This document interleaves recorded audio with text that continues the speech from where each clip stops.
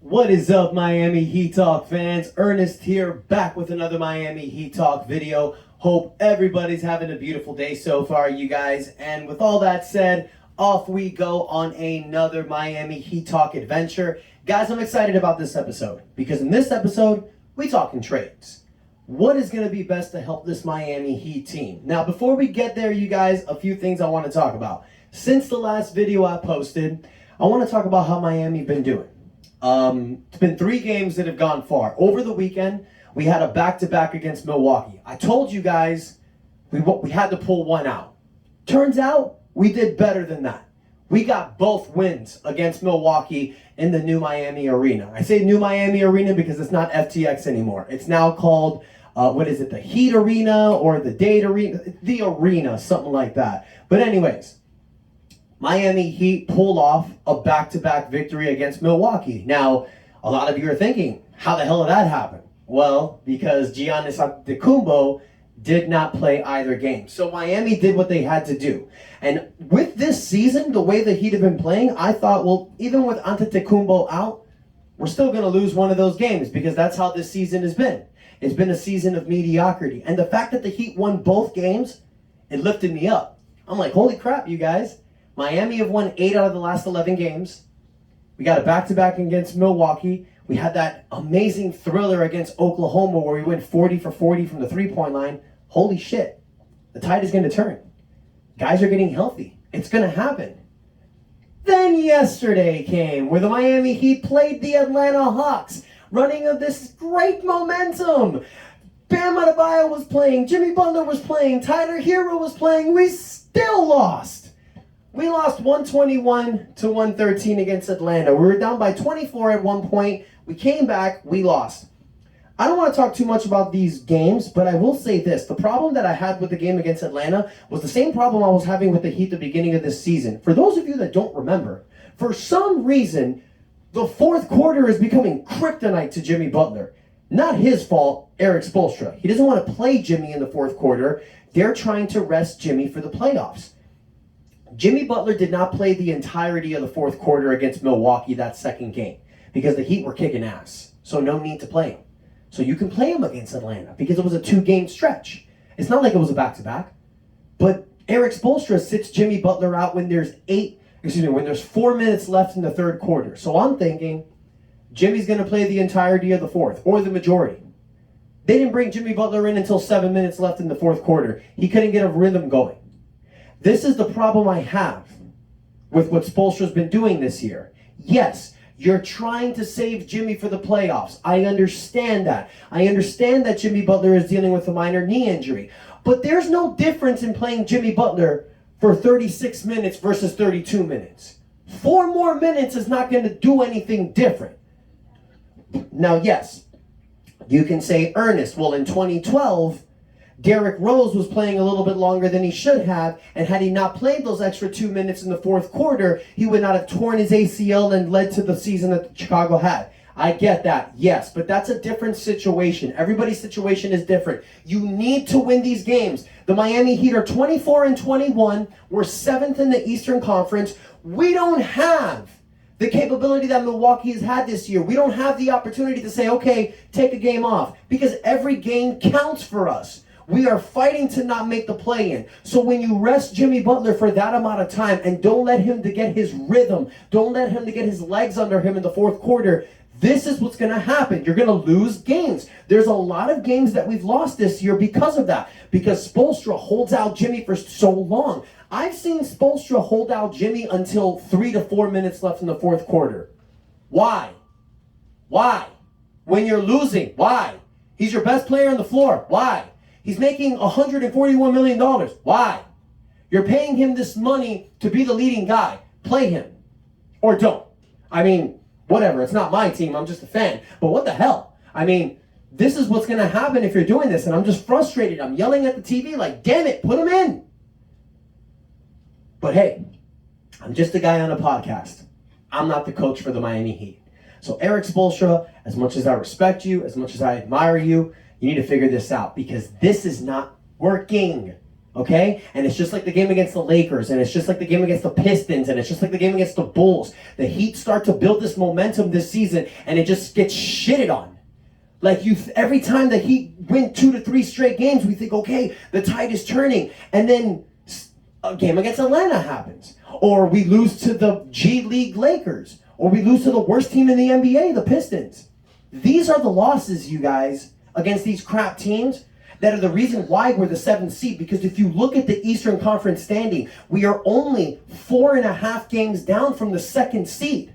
Had we defeated Detroit, had we defeated Chicago, the Lakers, the Hawks, these crappy teams that we played against, instead of being 24-21, we could be sitting with a 27-15 record at the 2nd seed. But because we've lost these games, because we've made these stupid mistakes, is the reason why we are currently sitting in the 7th seed. And I'm angry and upset because I've said this all season long. If you get lazy like this, it's going to show. And now, instead of being in the top of the Eastern Conference when you were at last year, now you're fighting to not be a play-in team. And this mediocrity that you've been putting yourselves on because you've been lazy is catching up with you. Because the way that you act in the beginning of the season carry on throughout the remainder of the season. And the fact that we are a team that goes hard for 48 minutes, injuries are going to happen. You're going to have a lot of times when these guys are out, which is what we've been experiencing forever. Every time it's like someone else goes down. So with all these injuries that we have, with all these bad games that we're playing, we're still right there. And I feel like I'm repeating myself so much in these videos, you guys, because the Miami Heat are in the same spot that we've been for the last few weeks. We're hovering over 500 or under 500. We beat these great teams, but we lose to crappy teams. We can't, and then with these amazing teams, we're right there in the cusp of winning, but we lose. That's a mediocre season. It just sucks. It sucks that we're dealing with this. So how do you fix the mediocre season, you guys? Trades. The time that I want to talk about this video, the time that I'm excited about, because now players' contracts are tradable. Now you can trade guys like Dwayne Dedmon, Caleb Martin, Victor Oladipo. Now they become tradable. We passed the January cutoff. So now that he can start making deals. And now we got the trade deadline next month. Then we got players that are going to be bought out. So you're going to see a Miami Heat team improve, but as long as the deal is made, you guys, it's what I've been talking about since the beginning of this season, y'all. This is the time of the year where you're going to see the Miami Heat make a stretch. I feel it. I know it. How are we going to make this stretch? By making a trade. Now, those back-to-back games against Milwaukee, you saw something in this man by the name of Gabe Vincent. You saw that he can prove at times that he is a starting caliber point guard. The problem with Gabe Vincent is that he's not that reliable. Because as great as he did against Milwaukee, a 28-point game and a 25-point game, he bombed against Atlanta last night as a starting point guard. So that tells you two things. Either he's not ready yet, or he is just Mario Chalmers. I think that's fine. I love Mario Chalmers in the Miami Heat. When I see Gabe Vincent, I see Mario Chalmers. A great defensive point guard who's not the best with the ball in his hand. He can hit the open shot. Perfect. Mario Chalmers fitted great with LeBron because LeBron needed the ball in his hands. Gabe Martin goes well with Jimmy Butler because Jimmy Butler needs the ball in his hands. Gabe doesn't need to play with the ball. He's a great defensive point guard that can hit threes. I'll take it. So what do you do with that? You got this come mierda Kyle Lowry, and I say come mierda because I'm just pissed with him this season. I love Kyle Lowry. He's our QB1, man. But we traded Kyle Lowry for the 2022 season. We knew that this was going to be a problem moving forward. Kyle Lowry has 2 years left on his contract, $58 million remaining. There's no way he's opting out of his player option next year. He will opt in. But the reason why his contract is tradable is because next year it will be expiring. You just have to find the right team.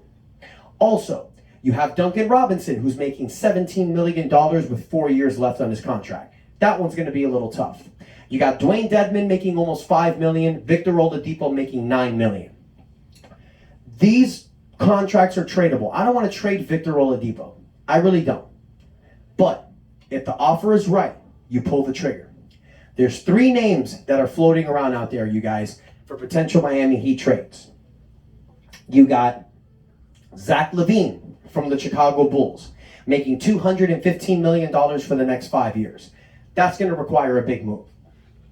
You got D'Angelo Russell, who's on an expiring $37 million contract from the Minnesota Timberwolves. Then you have Tim Hardaway Jr., who's been linked to the Miami Heat for many, many years. He's got 4 years, $75 million remaining on his contract. Now, the only tradable contract that looks like really attractive, D'Angelo Russell, because his contract expires next season. And if you're able to pull off a trade, you're going to have to make these numbers work. This is why Andy Ellisberg is the man. But obviously, you kind of want to do something around Kyle Lowry's contract. Now, Minnesota Timberwolves, they're in a really difficult situation because they're not the top of the West, but they've given all of their assets for the future. So this team that they have now is they went all in with it. So if you bring Kyle Lowry with Rudy Gobert, Karl Anthony Towns, and Anthony Edwards, being the veteran presence, being the fact that he doesn't need the ball in his hands all the time to score, that he's a facilitator, it could work. D'Angelo Russell for Kyle Lowry is actually not a bad trade. I would love D'Angelo Russell on this team. You know, he can be the starting point guard, and he can do a lot better than what Kyle Lowry's been doing with this team. I don't mind it. And the fact that he has an expiring contract, I'm willing to do it. The question is, with Minnesota, Tim Hardaway Jr. is the least interesting of the three, in my opinion. I mean, yeah, he's Tim Hardaway's son, but it's just not a lot of interest there. And then the numbers don't really mesh well with Kyle Lowry. You know, we would have to take something else, and we probably would have to give a first-round pick. I don't want to do that. The only player I'm willing to give a future draft capital for is Zach LaVine. Zach LaVine signed a brand new contract with the Chicago Bulls, but they ain't doing that great this year. So you know he's been highly rumored to be let go. And he's been rumored highly with the Miami Heat. I would love for Zach LaVine to be here. Problem is, who the hell are you going to give him for? I don't think Chicago's going to take Kyle Lowry for Zach LaVine. And Miami doesn't have a package for Zach LaVine. I mean, you can offer Kyle Lowry, Victor Oladipo, Dwayne Dedmon, throw in some first-round draft picks, and that way, the way that Chicago's looking is like, okay, you know, we got expiring contracts. We're letting go of Zach LaVine's huge contract, but Zach LaVine is a guy that you built around. I don't see that happening. But the rumors are out there because they're out there. So I want to hear from you guys. Throw in some names. Let me know who you want to see in this Miami Heat team. Who do you think can help us now? Don't forget, Jay Crowder may be bought out soon from Phoenix, so it's possible he might come out here. Let me know what you guys think in the comments. Don't forget to like, and most importantly, y'all, hit that subscribe button. Help your boy build this channel. Thank you guys so much for the love and support. And until next time, it's your boy Ernest out. That's enough said.